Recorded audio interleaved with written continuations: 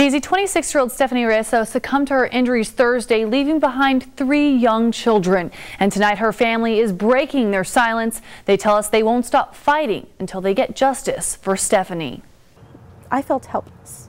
I couldn't help her. Just looking at her in pain, you couldn't do anything about it. You couldn't help ease the pain for her. Carmen Ressa is describing how difficult it was seeing her little sister suffering after being severely burned outside their Harlingen home. When I saw her the next day, she was completely swollen and red, and I didn't even recognize her. Harlingen police tell Action 4 News that 26-year-old Stephanie Ressa was rushed to a burn center in San Antonio after her boyfriend of less than 1 year allegedly set her on fire. Carmen still remembers that September day as if it were yesterday. She says her mom was shouting, "Call the police, call the police."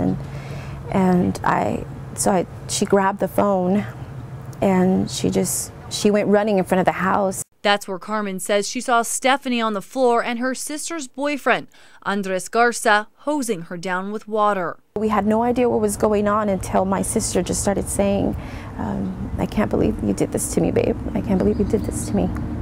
And it didn't click until I started smelling, I smelled gas. And that's when I asked what happened, and my mom says, "Well, he burned her." Carmen tells Action 4 they immediately called an ambulance. Before they came, he told her, he says, "Please, I'm going to go to jail, and you can't say this, I'm going to go to jail because of this." And Carmen says her sister was screaming in pain as they tried to take her inside. Because she was saying how much it burned, and we didn't know how bad it was, and then we just started seeing the marks, and her hair was falling off. Garza's family claims it was an accident, but Carmen is not buying it. Maybe a hand could be burned. That could be an accident. But you can't just, from all over her body burned. How can that be an accident? Carmen tells Action 4 she's seen bruises on her sister in the past. She always tried to hide them, but we always tell her, "What are you doing with him? That's not the way you should value yourself." But she was in love. That's why Carmen is now warning others. One day, all it takes, that one day, they're going to snap.